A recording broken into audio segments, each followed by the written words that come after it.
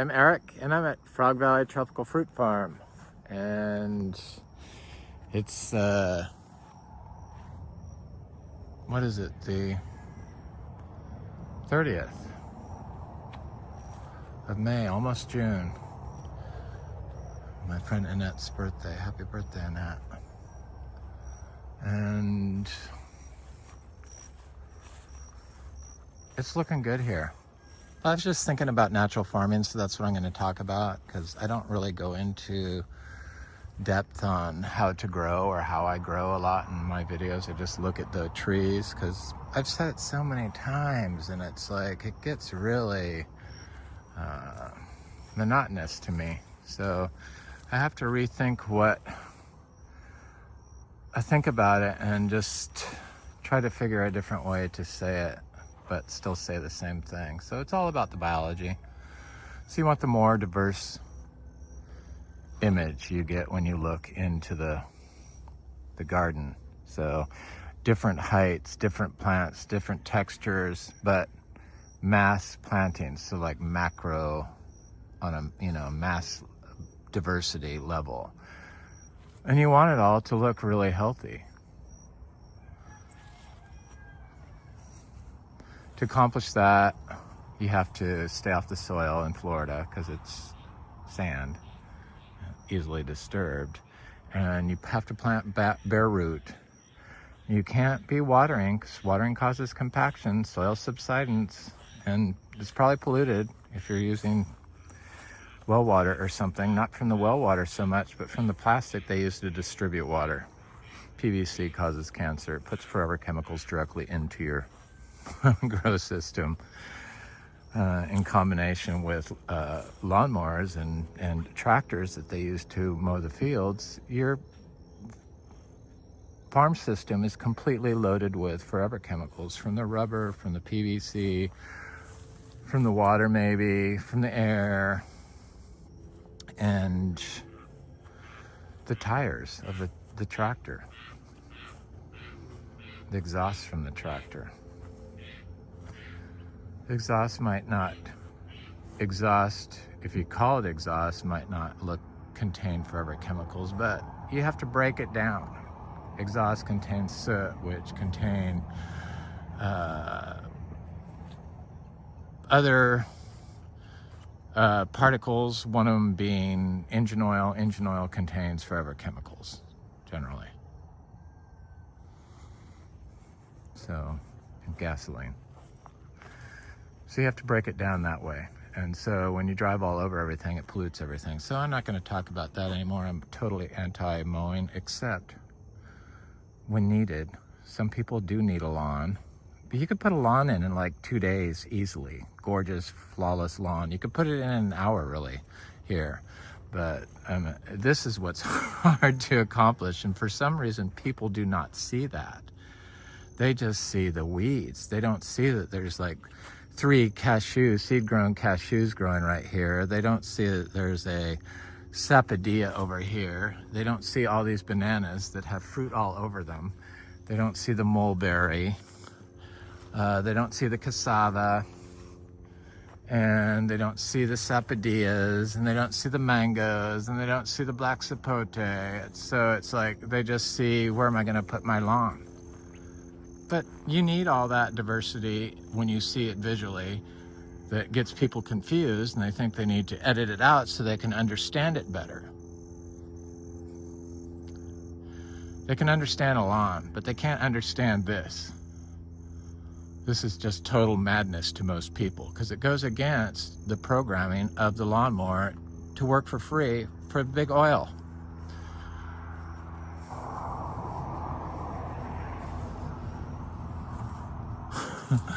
So look at this seashore mangosteen. So all this diversity contains, it's different heights for a reason, because it's all a biological system. So all this life, all this living diversity contains mostly microbiology that makes up 80% of at least 80% of everything. So that microbiology that makes up life, including us, holds 70% of its weight in water. So it's a bioactive, pressure sensitive, heat and weather sensitive, control of nutrients and water that get redistributed with the help of the fungi, and that manages the water inside the bioactive water in the plants, the fungi. So it's able to utilize all that water, which is a lot. There's a lot, because if you weighed all this stuff out, it would be a lot, and it's always there. So most of that weight is in water. So when people say there's no water in Florida and they see something like this, they think they have to water, it's because their soil is compacted, polluted, compacted, and low in life. The way you know it's low in life is it's hard. When you walk on it, you can feel it. It's hard because there's no water in there, because the life is not in there, because you want the bioactive life in your system, bioactive water and of life in the system to make your soil fluffy. Because if 70% of it is water and at least 80% of everything you see is microbiology, it's the life that lifts the soil up. So we for some reason have been programmed by somebody, I don't know who it was, to think that you drive all over it and then you spray everything that you don't like and you put chemicals on it, which diminishes life. So once you get to the point where you've diminished life inside of a plant so much, probably below 80%, which I think is the bare minimum for life, you get into the situation from your farm practices that you have diseased plants like citrus in Florida.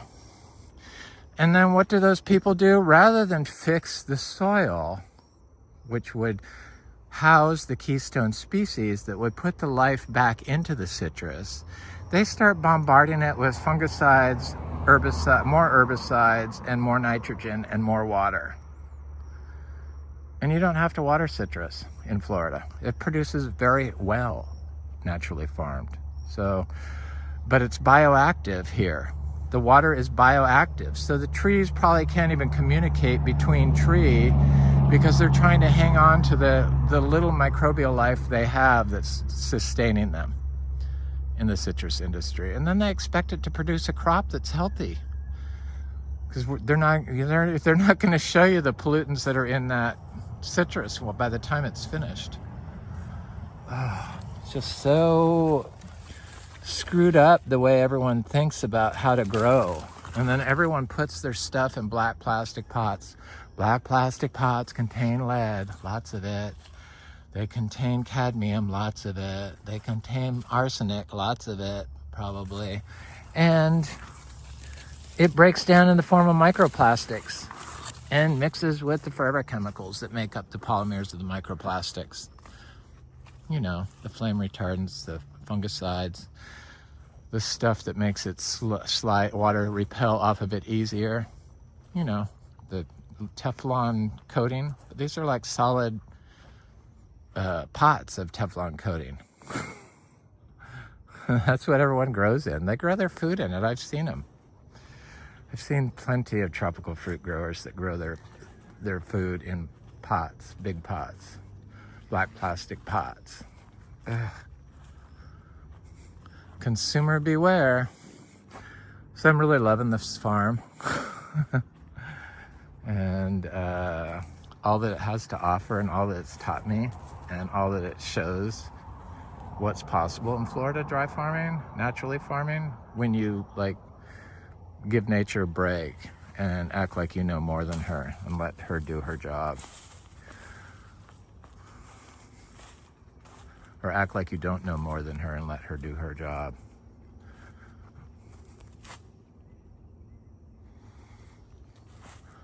I totally believe that adding a little bit of zebu manure is a foolproof way to holistically grown zebus. Perfect way to kickstart any garden in Florida. Some things you can't overcome, like compaction. So we just like to compact the shit out of everything.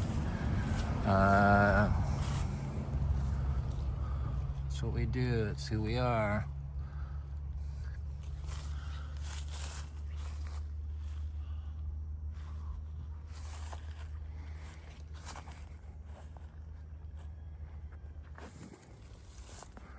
I have to send these off to somebody, but I know they can sit on the tree. I was hoping for more to ripen. I haven't been selling them. I haven't eaten any this time, which is surprising. But this poor tree, after all this, hail, it really took a beating. That's how big it was. I mean, it just like, whoa.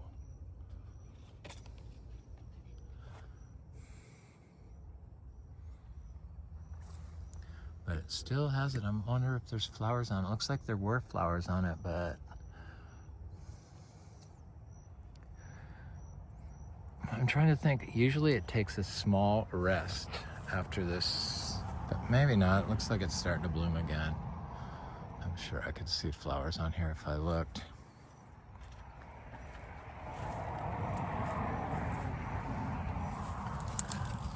I do not like the vines on my plants. Sometimes they just, you can't help it, but I don't like it.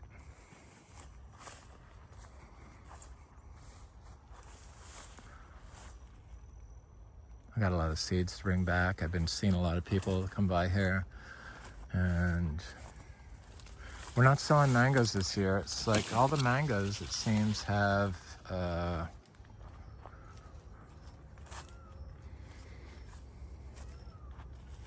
not all of them, but a huge majority of them have nicks from the hail. And I don't know, I just took that as a sign for me to spread the seeds and plant the seeds. So that's what I'm doing. Collecting seeds for myself to bring up. I want to bring at least 100 seeds up to Citra and plant in the understory. Because like my partner said, we can make tea from the leaves. And I'm like, oh, you're so brilliant. Thank you. Yes.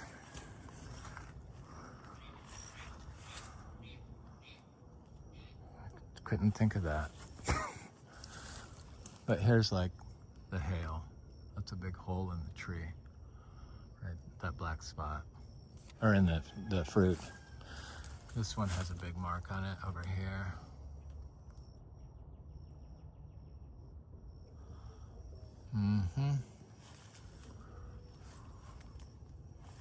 I picked some fruit off this. I've been picking mango fruit.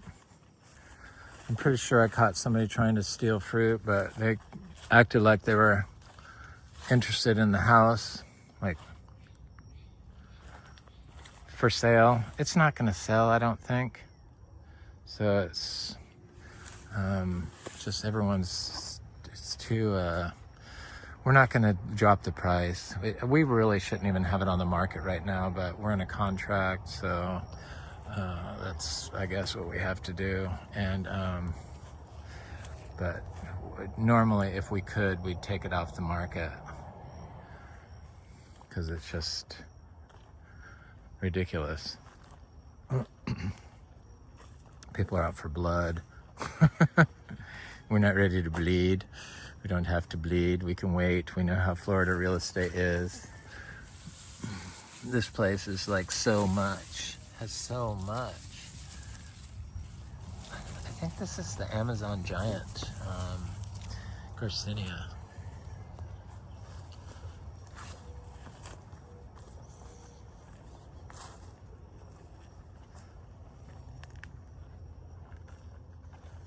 The little cacao, I've really been seeing a lot of the little ones. Right here, this one.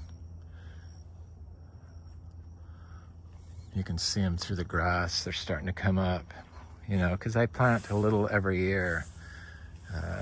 this year I didn't. I started some seeds up in Citra, and it was too cold when I started them. I don't know what I was thinking. I didn't think it would be that cold up there. But I'm gonna start some more in the summer, and look at all these Garcinias. Okay, I think this is the Brazilian Cherapoo. This is Lindero, I think. This is Mangostana for some reason, very slow. Or it could be, I think it's Mangostana. It could be, it's probably Mangostana. Just very slow growing one. I was trying to think what it, because Seashore Mangosteen? I don't think so. This second generation dry farm cacao is going to have a lot of fruit this year, so I'm just counting on it. I see it's fruiting way up to high, so even way up here, little tiny flowers. See the little flower.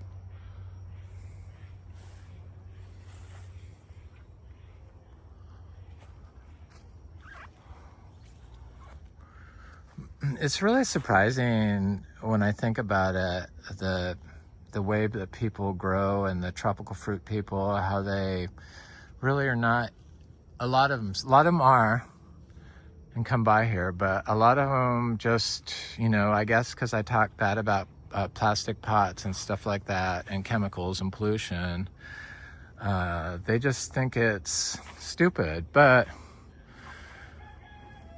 I know that just for the fact that I'm on our second generation of dry farm cacao and we get a lot of fruit from it, it took me a while to figure it out. Now we have about 100 little trees growing here and there, a few places.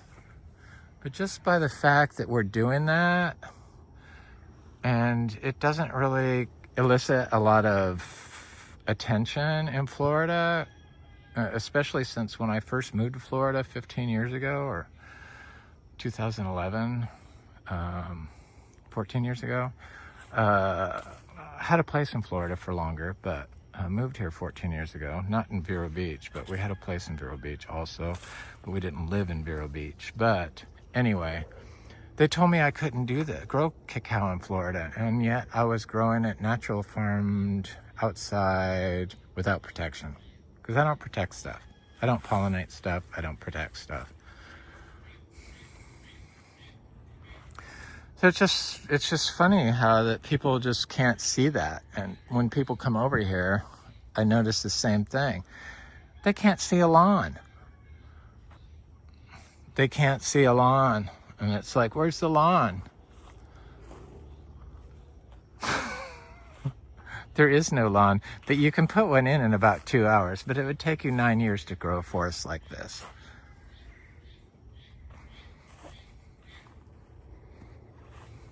And there's just so much here. So much here. I've been planting little Garcinias everywhere. Garcinia dulcis. This is Troy. This is my Annona cariaceae. It's a Talicia. This is a coffee. And this is a cacao, of course. And there's another Talicia there. And durian. And then I was looking in here. Here's a durian. We got a few of those, I'm sure. 2 of them for sure. There's a coffee. There's a little cacao right there. I could see the leaf. And I was looking. I'm like, oh, there's another cacao. And then I looked over here. Here's another cacao. And there's some more through here. And I planted some over there, and I know they're doing good. And I planted some over there and some down there. So the cacao growing area is getting bigger and bigger. And we finally have Trinitor that I think is going to produce fruit this year. And it's being grown in full sun, dry farmed. When it was small, it was in shade, but it outgrew the shade. So I didn't mean for it to be in full sun. It just grew faster than all the rest. And I didn't think you could do that in Florida. Yep, it's possible. I think the only thing that was like super hard for me was Guanabana dry farmed. Rollinia kinda too, I guess. But Guanabana, because it's so cold sensitive. There's a Garcinia I never look at, this lemon drop. I see it's got some fruit on it.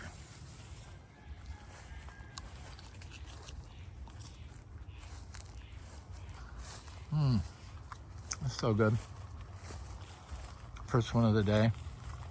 There's somebody coming by, so I have to wind this video up. I just wanted to do a video on natural farming and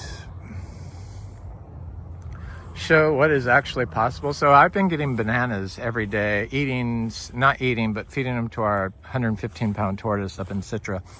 Bananas every day. At least 8 bananas, I think, on average is what we do. Ice cream bananas. It's what we grow here. End up there. So it's nice to have bananas every day. It's also nice to have cashews on the way. And it's nice to have Guanabana that looks like it could be ready. Anyway, this is Eric. And I'm at the beautiful Frog Valley Tropical Fruit Farm, talking about natural farming, microbiology, fungi, soil health, how to accomplish it in Florida with the help of the miniature zebu. And it's super easy and it's super good for the Florida. Anyway, have an excellent day. Thanks for watching. Please like, share, and subscribe, and leave a comment. I always enjoy hearing from you. Thank you.